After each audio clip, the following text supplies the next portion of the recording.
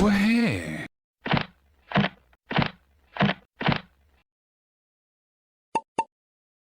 Chuchu.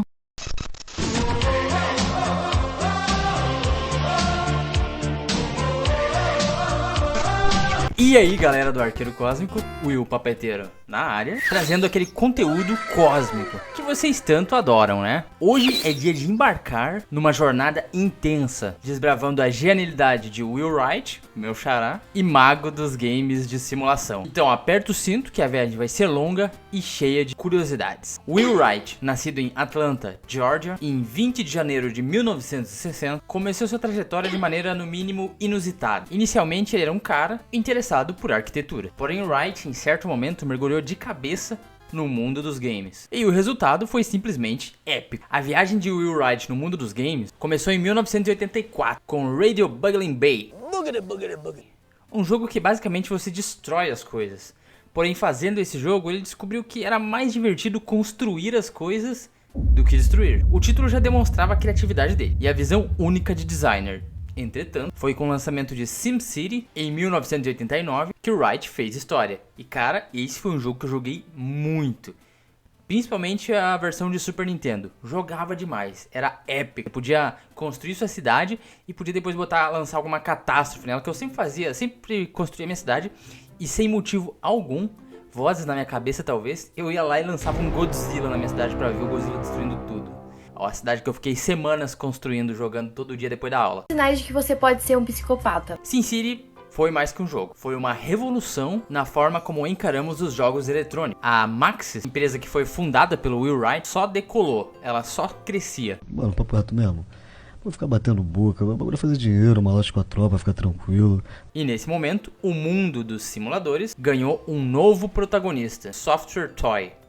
Ou melhor, brinquedos de software. Isso definiu um novo caminho que Will Wright teria que trilhar. Mas Will Wright não estava só satisfeito em criar cidade. Ele queria ir mais a fundo, queria ir no íntimo, na vida cotidiana. Porém, a criação do seu próximo game foi marcada por um incidente singular na vida de Will Wright, o que acabou por moldar esse conceito revolucionário por trás do jogo. Após perder a sua casa em um incêndio, e bom, agora a gente sabe por que tem tanta casa que pega fogo no The Sims por nada. Em 1991, Will Wright transformou sua experiência traumática e desafiadora em uma fonte de inspiração para criar um simulador de vida, que foi muito inovador. Enfrentando a tarefa dele de reconstruir a própria casa depois do incêndio, ele descobriu um fascínio pelo processo de escolha envolvido na construção de um lar. Eu sei que pode ser meio esquisito, pra mim é esquisito demais pensar que alguém se diverte com isso. Tipo, não se diverte com a tragédia, mas se diverte com esse processo. Porque eu só me divertiria com esse processo se eu tivesse dinheiro infinito. Todo mundo que faz reforma sabe que essas coisas são caras demais. Mas vamos lá. Bom, essa experiência pessoal fez com que ele visse o potencial lúdico e catártico de simular uma vida cotidiana, levando-o a desenvolver um simulador de vida, basicamente. O jogo, lançado nos anos 2000, permitiu aos jogadores não apenas construir casas virtuais, mas também guiar as vidas das pessoas, as pessoinhas que estão sendo simuladas, explorando a complexidade e a diversidade das interações humanas de uma maneira única e inovadora. E assim, nos anos 2000, nasceu The Sims, uma casa de boneca virtual, em que cada decisão do jogador influencia a vida do Sim, criatura que ele está simulando. A ideia inicialmente não foi bem recebida, mas a EA acreditou no potencial e o resultado não poderia ser melhor. The Sims tornou-se um fenômeno cultural, ultrapassando a barreira dos games para se tornar um marco na cultura pop. Em um mundo onde a maioria dos jogos buscava adrenalina e fazer algo que você não faz normalmente, por exemplo, dirigir um carro de corrida, ir pra lua, lutar contra um monstro, The Sims ofereceu uma experiência mais introspectiva, onde o jogador tinha o poder de criar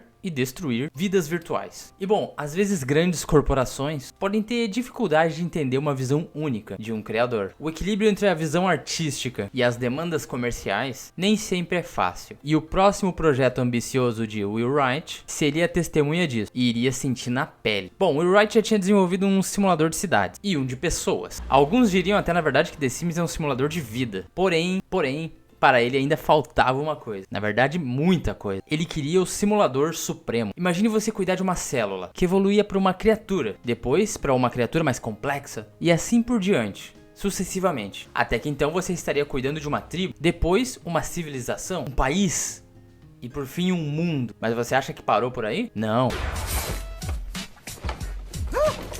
Achou que eu tava brincando? Depois disso, outros mundos, colonização espacial e etc. Até chegar no centro da galáxia. Esse sim seria o simulador supremo, não é mesmo? E ele de certa forma até existe. E se chama Spore. Porém algo deu errado. Spore foi anunciado como uma jornada cósmica de evolução. Desde micro-organismos até civilizações intergalácticas. A proposta era muito ambiciosa.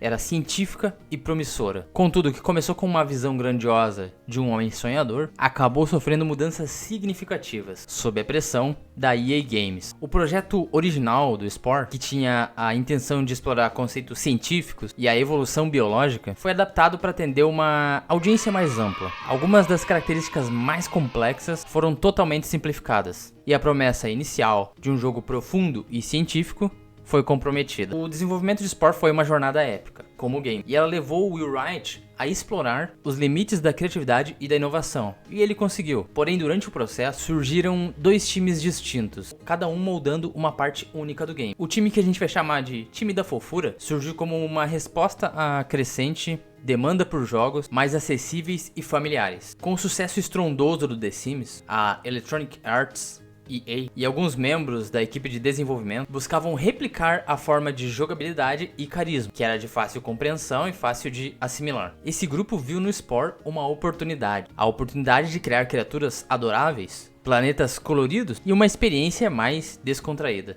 Algo que com certeza o Felipe Neto jogaria. Talvez um produto melhor de vender e mais comercial. No universo de Spore, digamos assim, o time da fofura era responsável por dar mais vida às criaturas, dando interações brincalhonas. Agora elas cantavam, dançavam, como bonecos do The Sims. Isso tornaria o jogo mais atraente para todas as idades. Eles buscavam a simplicidade e a fofura, transformando a jornada de evolução em algo colorido e amigável. Diz a lenda que o tal time da fofura recebeu orçamento irrestrito, praticamente ilimitado, por parte da EA Games. E em paralelo a isso, nós tínhamos o time da ciência, que tinha uma visão mais ambiciosa e científica para o Spore. Eles eram guiados pela paixão de Will Wright, uma paixão por exploração espacial e biologia. Esse grupo tinha a missão de incorporar elementos mais complexos, inspirados na evolução real, na formação de civilizações e na exploração intergaláctica. O time da ciência mergulhou nas profundezas do conhecimento biológico e astronômico, buscando criar uma experiência que não apenas entreteria as pessoas, mas também educaria sobre os processos científicos aplicados. Eles aspiravam transformar o Spore em um simulador cósmico, permitindo aos jogadores explorar conceitos como adaptação evolutiva com dinâmicas sociais. A dicotomia entre os dois times apresentou um desafio significativo para Will Wright, que buscava harmonizar a coisa, harmonizar a acessibilidade com a profundidade. A pressão comercial para tornar o Spore mais comerciável e atraente para um público mais amplo entrava em conflito com a visão original científica e mais complexa que o Will Wright tinha. Então ele, sendo o visionário que é, tentou equilibrar as demandas. Ele queria criar algo que fosse tanto educativo quanto divertido, mas o processo de harmonização provou ser um desafio delicado. O Spore chegou às prateleiras em 2008. Foi de certa forma uma síntese dessas duas coisas, duas abordagens, com suas criaturas adoráveis, planetas vibrantes e mecânicas acessíveis. Isso atraiu uma ampla quantidade de fãs, que joga até hoje, criando criaturas, etc. E sim, eu sou um deles. No entanto, alguns entusiastas lamentam que certas complexidades científicas originalmente propostas tenham sido diluídas a favor de uma abordagem mais casual. Eu mesmo penso às vezes que o Spore podia ser muito melhor do que ele é. O Spore, no final das contas, foi uma experiência única, que proporcionou aos jogadores a oportunidade de explorar a evolução de uma criatura, desde os estágios microscópicos até a conquista do espaço. Mesmo com as diferentes visões dos projetos, no processo de desenvolvimento, Spore deixou uma marca na história dos games. E nesse ponto crucial na jornada de Will Wright, chega um momento em que a criatividade enfrenta a pressão comercial. Em 2009, Will Wright deixou a Electronic Arts, a EA Games. Tô dando fora daqui, tá ligado, meu irmão? Buscando novos horizontes para suas ideias ousadas. A saída de Will Wright da EA marcou o início de uma nova fase na vida dele. Ele fundou a Stupid Fan Club, um espaço para explorar ideias malucas e projetos inovadores, como a série de TV Bar Karma e o aplicativo TH Red, que não é a mesma coisa que o Thread lá do Instagram. O Will Wright mostrou que mesmo diante de desafios, a criatividade não tem limites. Um adendo que desde esse tempo aí, ele começou a trabalhar em um jogo. E ele ainda não terminou. Quando lançar esse jogo, o negócio vai ser louco. Bom, e assim encerramos a nossa jornada pela brilhante mente de Will Wright, meu xará. Um visionário que desafiou as convenções da indústria dos games, criando mundos e experiências únicas. The Sims e Spore são marcos que ecoam até hoje, lembrando-nos que a criatividade é uma força incontrolável. E é isso, galera. Esse é o canal do Arqueiro Cósmico e eu espero que vocês tenham curtido essa imersão aí no universo do Will Wright. SimCity até Spore. Cada jogo conta uma história desse gênio dos games. Deixem aí embaixo seus comentários e sugestões. Vocês querem um vídeo só sobre Spore, um vídeo só sobre The Sims, ou até um vídeo só sobre o SimCity, por que não? Não esqueçam de deixar aquele like e se inscrever no canal. Também ativem o sininho para não perder nenhuma notificação. E tudo nosso. Falou, até mais.